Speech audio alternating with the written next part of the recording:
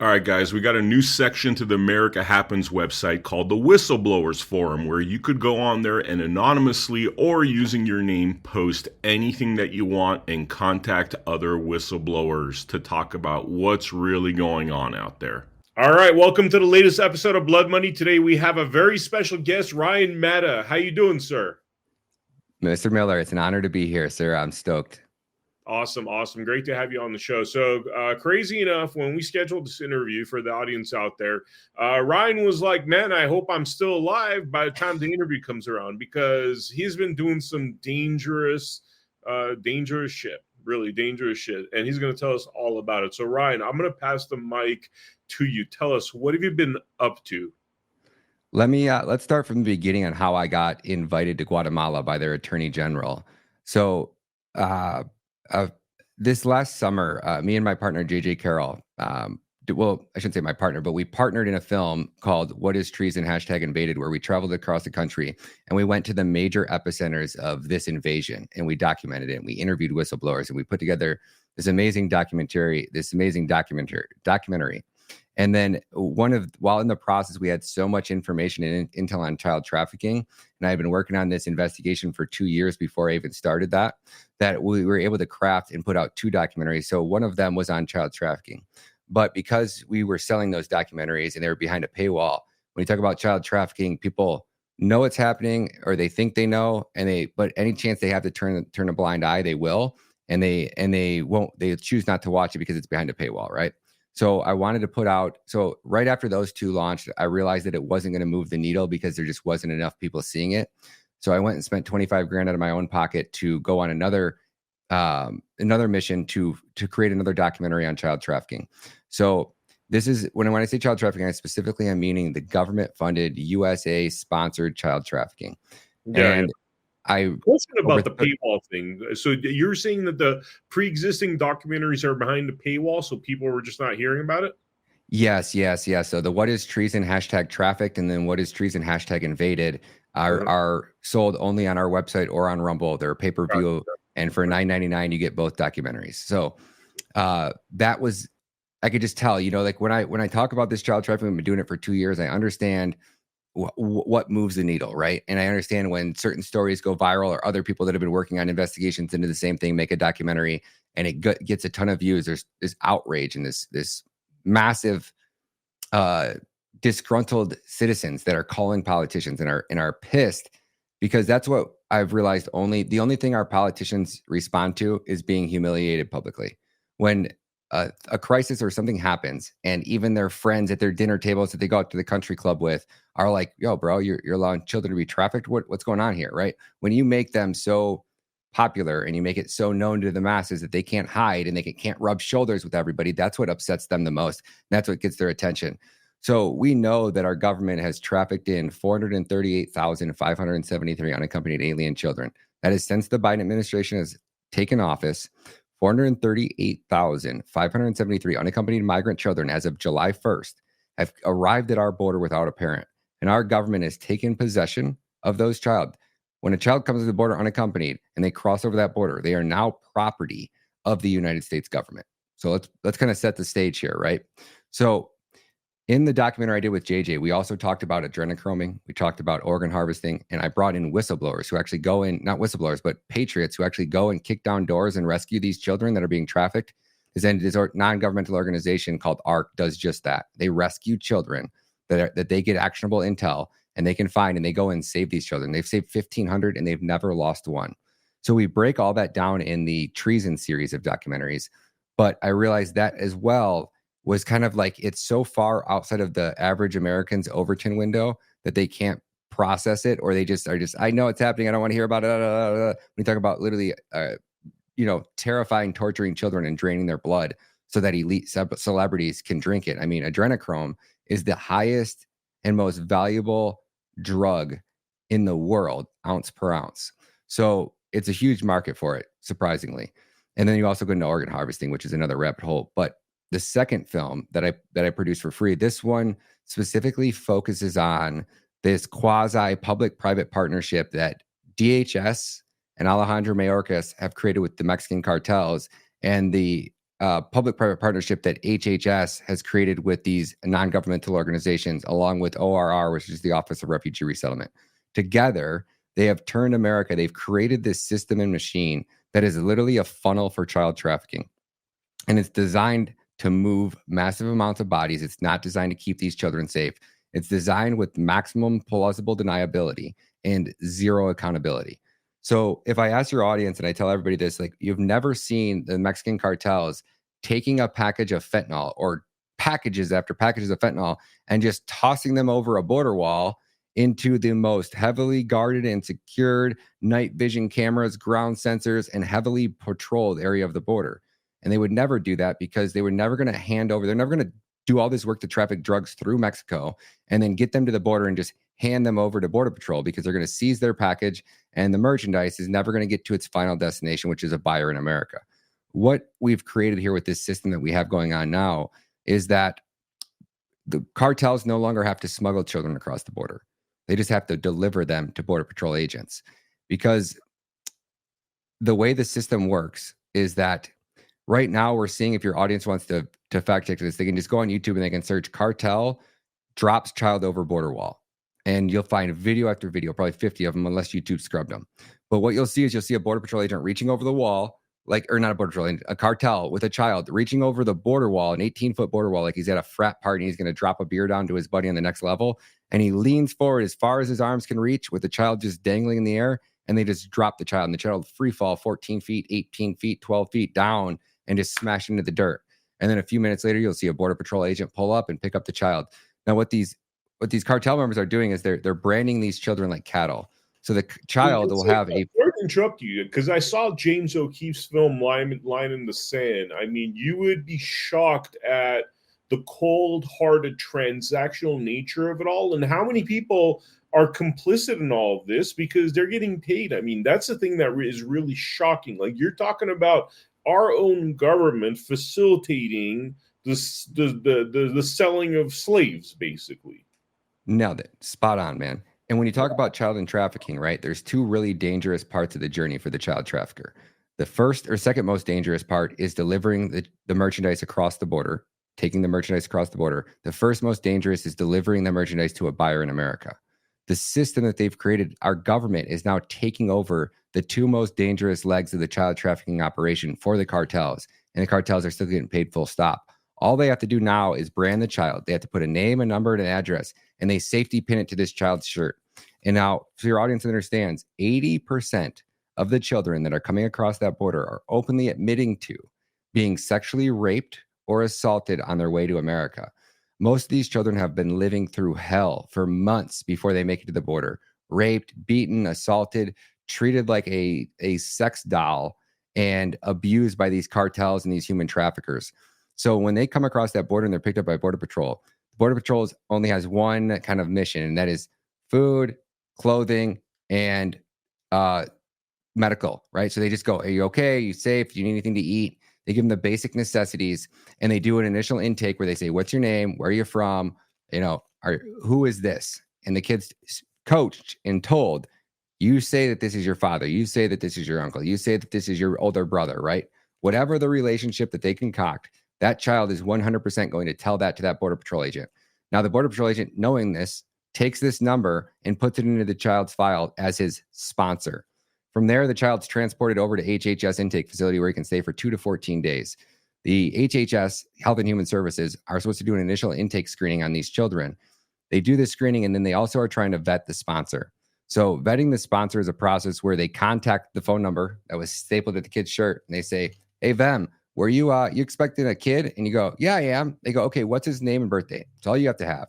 Once you give them the name and birth date of the child, they are going to begin the vetting process. So they send you an application, which is like a job application, just ask for basic intel. And then they want you to send them an ID. So what I'm holding in my hand here is a fake ID that I bought in New York City off an illegal immigrant for $100. And it took me 15 minutes to find some random person in New York City selling IDs. And then it took me 45 minutes to pre-order this ID. Had to go to the restaurant and wait. And then 45 minutes later, you get a call, your ID is ready, and you go pick up your ID, right?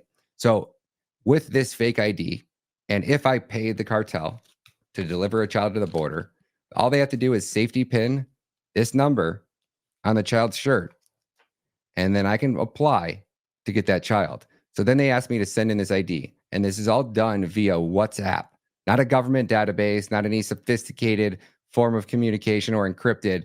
They're doing this with employees at HHS that have never had any training in document IDs and none of the sort, right? They don't even have a book like a bartender. Every bar in America you walk into, that bartender has the 2024, the 2025 edition of all government IDs, and there's a list for every state, and there's 20 different fake IDs. And you literally look at the ID. Okay, this ID was created or issued on 11/14/2022. I would go over to the book. I would verify in a 2022 New York State ID. What am I looking at, right? And there would be a list of all the fakes and like highlights on how to determine if it's fake or not. They get none of this. They don't even ask to verify if they're a real ID or not. So then they're using Google Earth to take a look at the address, because we got to make sure the kid's going to a safe home, right? So they literally are getting on Google Earth and spinning around and turning and going, oh yeah, it looks like a house. It looks like a good place for a kid. I will authorize the delivery of the child. So that's kind of the process of how they're vetting these sponsors. So anybody with a fake ID can basically have a child delivered to their house in 14 days, little as 14 days. So from there, our government has delivered 323,000 children to grown men and adults in America that they've vetted, right? They've vetted these people, and they've authorized the delivery of these children to a grown man or a grown woman in America. And they've tried to make a contact again after the child's delivered. They're supposed to make one phone call in the first 30 days to just check on the kid. They call you and say, Vem, how's Johnny? And you go, Johnny, oh, you mean the kid that I answered a Facebook ad, and this guy said he'd pay me $50 or $500 to go pick his son up from the airport and drop him off. I haven't seen the kid since I dropped him off. You're like, wait, what? Or you don't answer. And if you don't answer, that's considered a lost child. If you answer and you go, oh, Johnny, yeah, Johnny's great. They go, okay, thanks. That's considered found. So our government has openly admitted to losing 323,000 of these children. They have no idea where they're at. And out of that, the whole crazy picture here, so it's get really crazy when you start doing the numbers. Where are these children from, right? So out of that 438,000, and that was as of July, it's probably upwards of 500,000 now, if not higher. 42 to 48% have came from Guatemala. One country the size of New Jersey, with 15 or 18 million citizens in Guatemala, 212,942 children in the last 4 years have been kidnapped, trafficked out of Guatemala, arrived at the U.S. border without a parent. And our government probably can't find at least 75% of those children. So this is kind of the pretext of what got me invited to Guatemala, but I'll land it there, and then you can kind of jump in if you have some questions. I mean, this is the most depressing question. Based upon your conversations with people and, knowledge of what's going on out there, I mean, what is really happening to these children? I mean, are we talking about they're being chopped up and used for adrenochrome? I mean, what is really going on once, 323,000 children are lost? I don't think most of us or anybody has a really idea, but I can give you a general statistics based off of like normal child trafficking operations. So you would assume that 63% roughly are being sold for sex. Then you go, I think it's 35%. No, sorry, I messed it up. I think it's 36% are being sold for sex. I think it's the 60 something percent are being labor trafficked. And then it's like 8% are being adrenochromed. And then 4 or 5% are being organ harvested. And then there's a small percentage that are actually being ritually sacrificed in satanic churches and satanic cults, as crazy as that sounds. We've actually interviewed a gentleman who rescued a female. I think by the time that she got rescued, she was 22. And her grandfather was a satanic cult leader. And at the church that she was at, in her grandfather's basement, she personally sacrificed children for her grandfather. And then she was also raped by her grandfather and a ton of people that her grandfather was friends with. So to give your audience an idea, another statistic which is horrific is the fact that the average life expectancy of a trafficked child goes from, what is the average life, 72 years to 24 to 36 months after that child is delivered to a buyer in America. That becomes the life expectancy, because what's being done to these children is so egregious, it would make you vomit. We're talking stories about, I think the girl was 12 years old, and she was chained in a basement, in a gentleman's basement, for 2 years. And every night that man came down there and he threw her plate on the food on the floor and he savagely raped her. And then after he was done raping her, he would put a cigarette butt out on her arm. So that way, if she ever escaped, and every time she looked down at her arm, she would have a constant reminder of how this man savagely raped her. And then when he wasn't raping her during the day, he would let 7 to 10 men on average come in the home and rape her. So this girl was raped 10 to 20 times, maybe even 11 times a day, for almost 2 years straight, while by being chained into a basement, pissing and shitting in a bucket, and eating her food off the floor. And that was just one child. There's stories about, we could talk about the damage that's being done to a 5-year-old, girl or boy. Their bodies are not designed to take objects that large into such small areas. So they are actually just destroyed. And then some people might go, oh, well, what about the 16-year-olds or 17-year-olds? Well, for the 5 years old, there's no pleasure in that. They are excruciating. I mean, Tim Ballard will tell you stories that he interviewed this trafficker that used to freeze Vaseline popsicles and give them to the children. And then one of the traffickers was bragging about, I forget what they call it, it's like an appendectomy or whatever it is. Basically, they would have a doctor on site that would stitch the children up, and they would give them medication and drugs, and they would be back out on the street getting pimped out in a week. That's right. These people are so sick and evil that they're willing to allow a child to be brutally raped to the point where it shreds their body. And they bring in a doctor or a quasi nurse that can stitch these children up so that their bodies can heal in a short period of time, while they give them Vaseline popsicles they freeze Vaseline popsicles, and they allow these children to stick that inside themselves to help heal these cuts so they can put them back out on the street and pimp them out more often.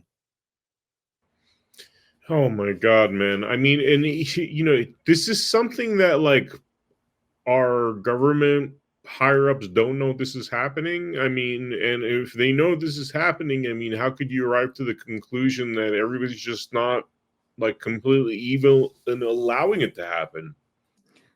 They are beyond. I'm looking it up right now so I can give you an accurate information, but the Department of Justice, right, has a lawsuit right now. So the Justice Department sues Southwest Key Programs for sexual abuse and harassment of children in their shelters. So these are the largest NGO that traffics children in America, is a company and corporation called Southwest Key Programs. Southwest Key Programs is literally being sued by our Justice Department for the role that they've allowed, or for the fact that they've allowed children to be raped inside their facilities. And if you were just to read just the crimes that they're talking about, that they're actually arresting and charging all of these different employees that worked at these NGOs, it would take us 15 minutes just to go one by one by one and just read just the charge. Employee at Southwest Key Programs went into child's bedroom at roughly 4 a.m. and touched the child's private parts inappropriately. Next one is, staff member at a shelter took child into closet and sexually assaulted the child multiple times. Another one is, threatened to kill the child's parents if they talked about how he touched their genitals, bathrooms. It's just a laundry list of charges. And if I read them one by one, it'd probably take me 10 to 15 minutes just to read all those charges. I mean, what happens to people like that? Do they go to jail forever? Like, what's happening? Because that just sounds like, I mean, for most people that hear that, they're like, all right, death penalty. That's exactly the only thing that fixes this. So we interviewed several experts in the field, along with my personal doctor, told me the same thing. She specializes in helping traffic victims. These are women in Michigan specifically that have been trafficked and abused. She's like the doctor that, like, when judges are trying to, like, hey, who should she go see for help or counseling or any of these hospitals, like, my doctor specifically is like an expert in that and specializes in that. And she says that when you talk about, you can take three people. You can take a murderer, you can take an arsonist, and you can take a pedophile, right? studies have proven that, and especially with murder, like even if you're like a serial killer, at a certain age, like you almost grow out of that, and you can basically be rehabilitated to never kill anybody again. That you can cure, I guess, the desire to kill. Now, when you talk about the desire to burn, like maybe you're an arsonist and you get your rocks off on watching houses burn down, that person with the right counseling and the right amount of time in prison can also be cured. A sex offender will repeat offend 100% of the time. It's almost like it's a demonic possession, and that the only solution is the ultimate punishment. Like I feel like, and I have if you go to thisistreason.com, the website for mine and JJ's treason documentaries, if you go to that website, you can see a call to action. And on that call to action, I'm calling for 10 million signatures. And I want to deliver these 10 million signatures to President Donald Trump in this active petition, which is demanding that they re-implement the death penalty in all 50 states for anybody under the age of or over the age of 21 who rapes a child. I'm not trying to jam up the 19-year-old who's dating a 17-year-old, right? I get that there's that window where I'm not trying to destroy your life if you're a good person, right? Even if you're 22 and the girl's 16 or 18 and she consents to it, I understand that those situations happen, right? You're talking about children. Like you're talking I'm about talking the children. audience line that I think we all know exists between 19 and 17. I mean, I've heard horrible stories with friends that like have forever had that on their record. And if you Yep. ask me, that should be nothing. But like you're talking Agreed. about like 19 and 11 or 8 or whatever. Yeah, or like 49 and 13, right? So like let's just say I could probably update that, would make it even more clear. Like let's just say anybody under the age of 14, right? I think that if you are 14 or younger, right, you are so manipulatable as a child. Now, granted, I moved out of my house when I was 13, so maybe we say it's 13, right? That seems to be the age because I was out there on my own working 2 jobs, like living an adult as an adult at 13. So, but I still don't think I should have been able to consent to have sex with an adult. But either way, let's just say we're calling for the death penalty, and then I'm also calling for to change the process on how these appeals work. Right? If there's video and DNA evidence, and I get that there's AI because somebody said, well, with AI, like blah blah blah. No, AI is smart enough to detect when a video is made by AI. Right? So if we have video evidence and DNA evidence, that immediately removes your right to all appeals. You don't get to appeal it. You don't get to torture that victim and walk her through the mud for 8 years sometimes. That's how long these cases can go on for, with appeal after appeal after appeal. For 8 years, that woman is tortured relentlessly every single gosh damn day, wondering if you're going to get out of prison or you're going to get sentenced or you're going to go to jail or she's going to have to deal with the appeal process. I want to So add something. I want to add something in there because I've seen things with this process. I totally agree with what you're saying, by the way. But there was a gentleman that we know named John David Cunningham. To be honest with you, due to the really screwed up way family courts go down and just court corruption, he's in jail for having raped his 6-year-old daughter. And there's zero evidence. And she, in fact, said at first that it never happened, and then she said they basically conned her into saying that it did. So based upon words, you're also finding people. There's got to be hardcore evidence, is what I'm saying. And I like the fact that you mention actual DNA evidence, which in some of these false accusation cases, these are lacking, and really it's dangerous for men out there, for people in the judicial system, where you could land yourself in jail forever on false accusations, unfortunately. Oh, I'm sure of it. Yeah. But when there's video evidence and there's DNA evidence combined and it's irrefutable, right? You lose the right to all appeals. It's so simple. And I'm sure there's going to be that 1 in a million, right?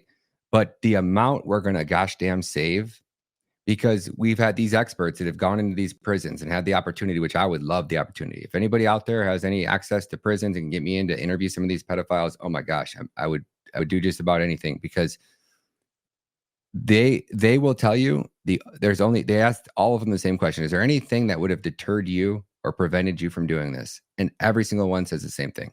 Yeah, the death penalty. I might have, not saying that the guaranteed they would have, but if there was the death penalty, maybe I wouldn't have grabbed that girl. But you know what? I got 5 years, and you got to pay taxes and work and do all this stuff to keep over your butt head. I'm getting 3 square meals a day, and I'm perfectly happy. I got my rocks off. I got to rape the child. I'm good. I'll be out in 3. Right? We are literally watching migrants come to America, rape American women, and then be just tossed out on the gosh damn streets. So, like, we need such harsh punishment for these scumbags, because I could go on and tell you the stories and the horror stories of what's done to these children. And these people cannot be fixed. They cannot be saved. They must be eliminated. And God was very clear on that, right? When you talk about the Bible, people act like God was a forgiving guy. I don't think so. I think Jesus was the forgiving one. I think God ruled with an iron fist and was very like clear about the wicked, right? If you so much as touch a hair on one of their heads, you're better off to have a millstone tied around your neck and cast into the sea. So it's God saying, listen, you hurt one of my children, you best go straight to hell. You tie that millstone around your neck and you toss yourself off a boat or off a cliff or into the sea, because if you see me, you will wish that you were sent to hell, right? I think God was very clear on the wicked. So, but you were saying something. Sorry about that. No, I'm just saying Jesus too. People always recall Jesus in this kind of peaceful light and like almost this like hippie-esque picture. But no, I mean, he went into the temple and started whipping some ass. You know what I mean? It's like he's Flipping not. tables. He could. He could get and especially with children, I could see Jesus taking out his whip and wanting to stone somebody to death for having done, violated a child. I mean, it's ridiculous. It's ridiculous we're even talking about this. I mean, how inhumane. I mean, we're pretty much, haven't evolved from the days of child sacrifice, really. I mean, if you think about it, between this and abortion. It's it. It's the same demonic possession that has possessed these people. And this is where we transition into me releasing this documentary. It goes almost viral overnight. Within 48 hours, it gets 1 million views. And then start getting contacted by so many people that are like, hey, can you get this into Spanish? Can you get this into Spanish? So it took me about 4 or 5 days, and I got it translated, the entire documentary. And it actually, this AI that translates it uses my voice, which is the coolest thing. It takes my voice and it makes me speak Spanish. I was just like, wow, this is freaking awesome. Oh, wow. What is that called, by the way? I don't know. I some guy on Twitter did it for me. Amazing. That sounds very cool. Yeah. So I released it in Spanish, and within 24 hours, I'm contacted by the Attorney General of Guatemala.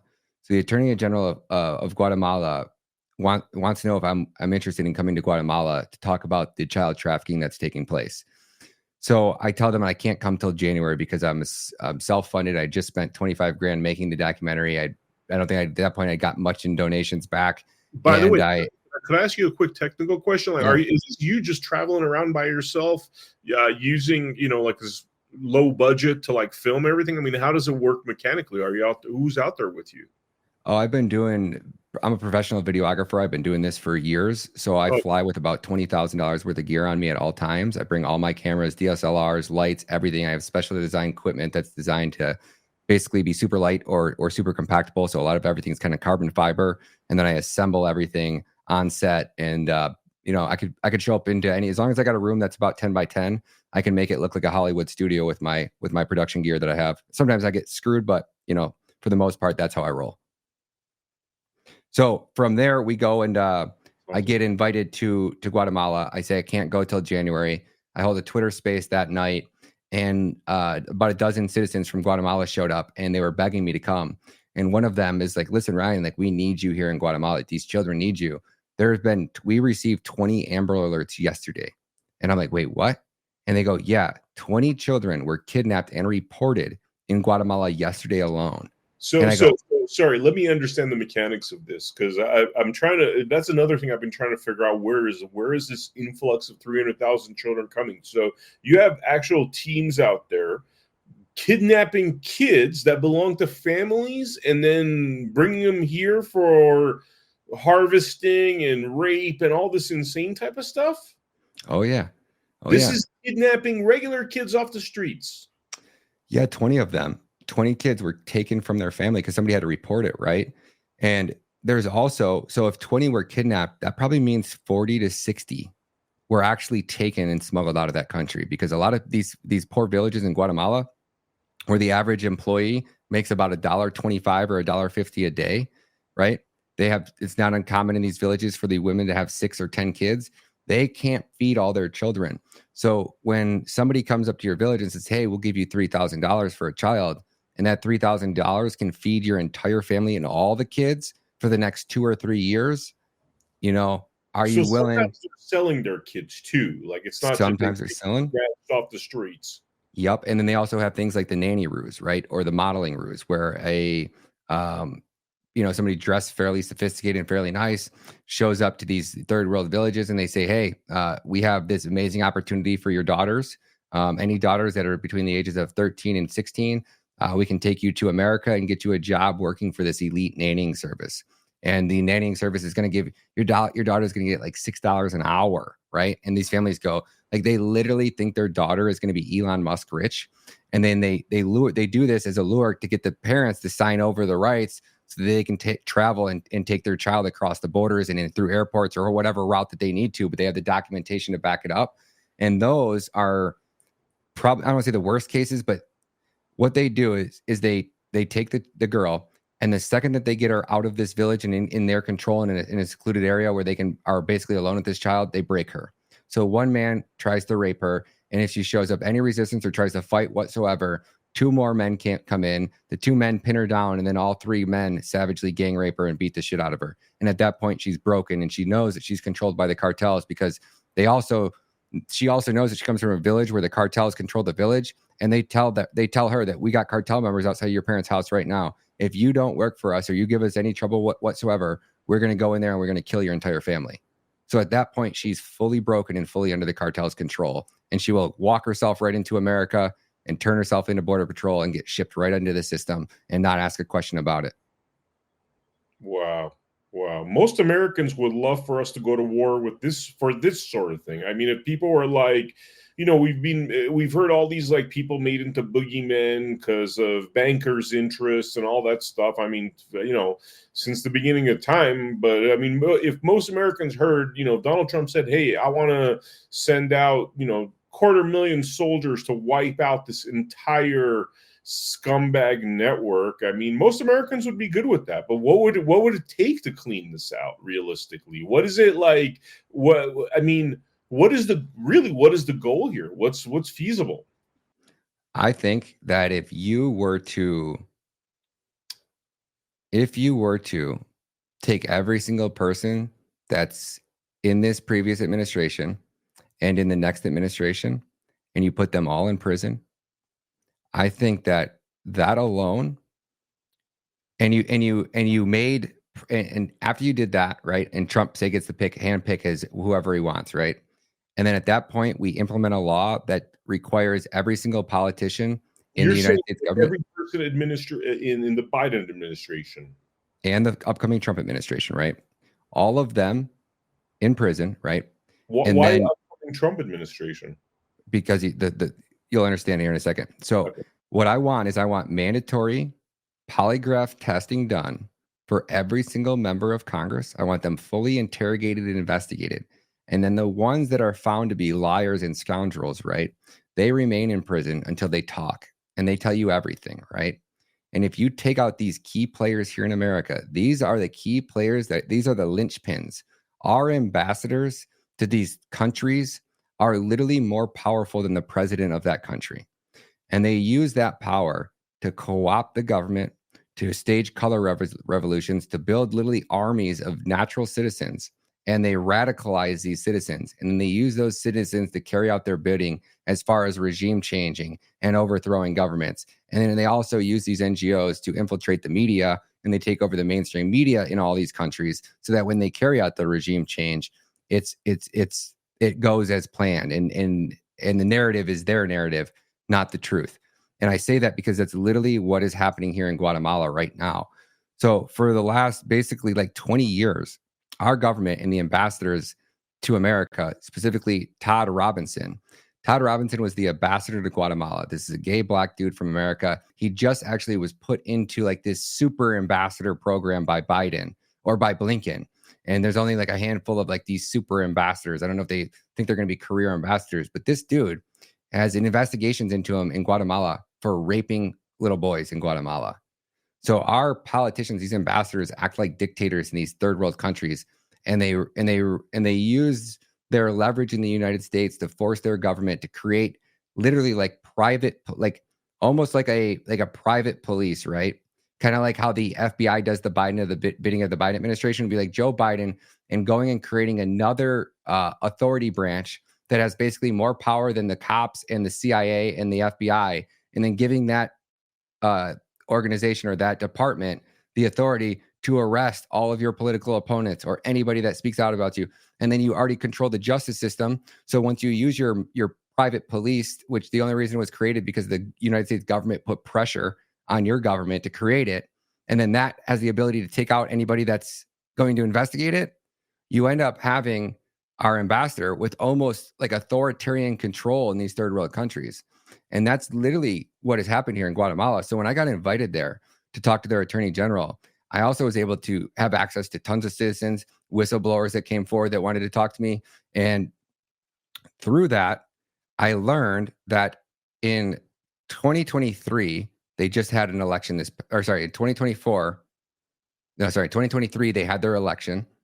And within 1 hour of the polls closing, because it's same day paper ballots, in-person voting, within 24 hours of the election taking place, they received 1,000 complaints of voter fraud. So the way that the Guatemalan government is structured is you have the executive, the legislative, and the judicial, and they're three separate branches, and they're all independent of each other. Outside of that, you also have the Attorney General's office, who is independent of all three of those organizations. Well, 8 years ago, our corrupt government installed an Attorney General, and they didn't want the conservative president to have the authority to fire that Attorney General, which at the time he did. So our government puts pressure on their government and forces them to change the law. They force the judicial or the legislative branch to change a law and pass a new law that says that the president doesn't have the authority or power to fire the Attorney General.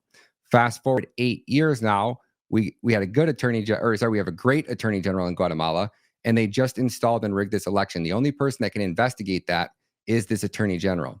So after the election fraud, the Attorney General, because of the way their government's structured and because of an election, she doesn't have the authority to just open the investigation, right?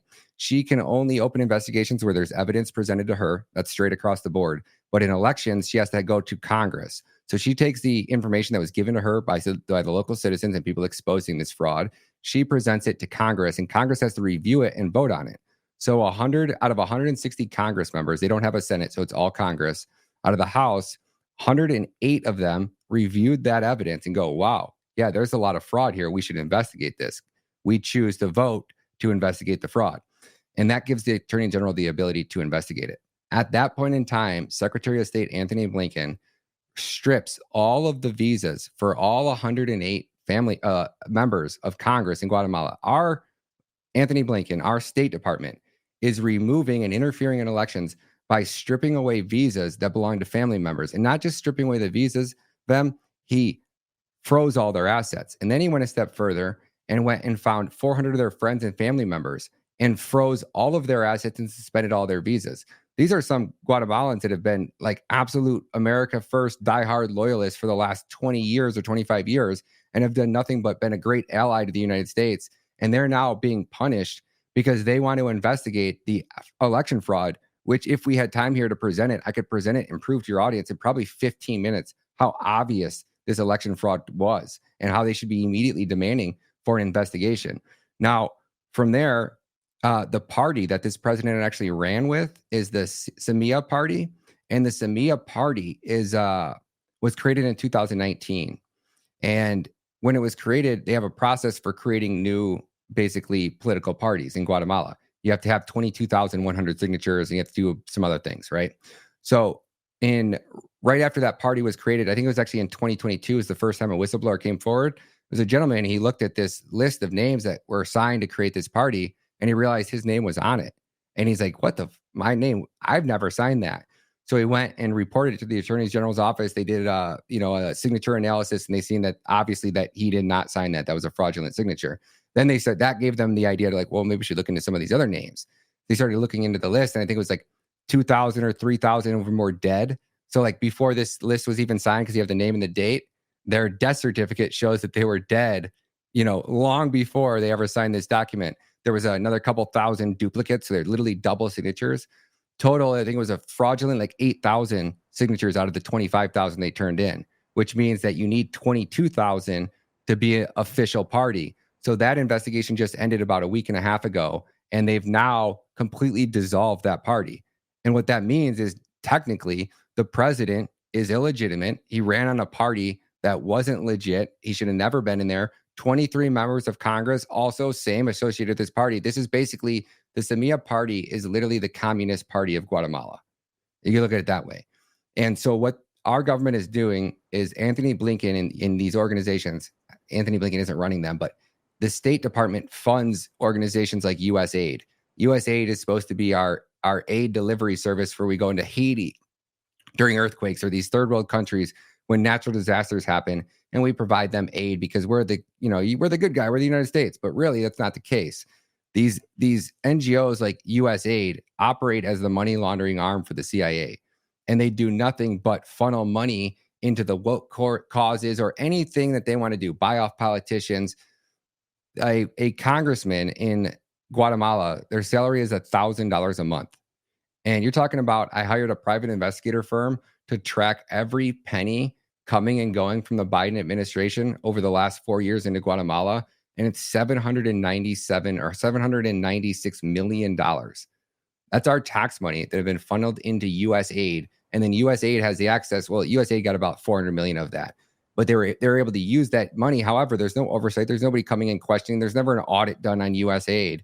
And they use this money to buy off politicians, to buy off media. And then after you've been doing it for 20 years and you've built this corrupt network, you control the media, you control the politicians, you control the rule of law, and you can run that country with an iron fist. And that's what happened. So the attorney general is the only person that has the authority to investigate this. So then USAID basically funds their George Soros, BLM style Antifa riots outside of the attorney general's office. They scheduled a protest that lasted for 180 days where these people sit outside the attorney general's office, thousands of them. And these are people that make $1.50 a day, that can barely afford to keep a roof over their kids' head coming from these third world villages. They're not going to stand outside of an attorney general's office for 180 days unless they're gosh damn paid to do so. And that's exactly what they did. They stayed out there. And then this mob of protesters went and raided the attorney general's house and then went and raided the secretary general's house. And their authorities told me they believe that if the attorney general was there or the secretary general was there, that they would have been killed in their beds or in their homes by this vicious, angry, rent-a-riot, Antifa-style, USA-funded mob in Guatemala. So it's literally like our State Department is sending hit squads out to assassinate leaders that they can't control in these third world countries. It's that freaking mind-blowing. And I got letters from their attorney general's office. These are internal documents from the Guatemalan government that showcase the communications or the lack of communications, all of the times that their government has been involved or trying to get answers to the 438,000 or the 200,000 missing Guatemalan children. One was weeks before they raided the foundation, Save the Children. So that election was in 2023. Fast forward to 2024, on January 15th, their president assumes position, his role, right? So after January 15th, Guatemala now has this installed president. Fast forward 4 months to April. And on April 25th, the Attorney General of Guatemala raids the foundation Save the Children.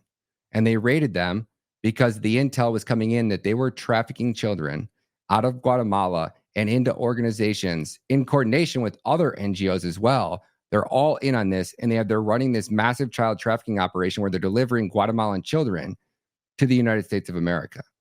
So from there, 2 weeks before this is the crazy part, right? Oh, so after that, right? After they raid that foundation, 10 days later, Blinken's on a flight holding a private special press conference and meeting with the president to talk about how the attorney general is corrupt and she needs to be investigated. Sounds a lot like Joe Biden flying to Ukraine and having a press conference and talking about if the prosecutor's not fired, well, he ain't getting a check. Son of a bitch. A couple days later, he's fired, right? And this time it's Blinken. But why? Why didn't he go down there after the elections? Why did he wait until multiple days after the NGO was raided and then takes a surprise trip. This wasn't a planned trip, right? Mm. And then to come to find out, Jill Biden was in 2017 was elected as chair to the foundation Save the Children. So I got some letters here. Let's just read the one to Ken Paxton because this is the one. So when you say Jill Biden was, so you're saying she's like a mastermind behind it? I'm saying that you have these corporations that have people on the board of directors, right? I'm saying that for some reason, just a coincidence, I'm sure, that Oprah Winfrey has taken the Disney CEO to an event, to a fundraiser at Save the Children. And I'm sure it's a coincidence that Ghislaine Maxwell in 1985, I can show you another photo where she's associated with Save the Children. She raised a bunch of money and donated $2,000 in 1985.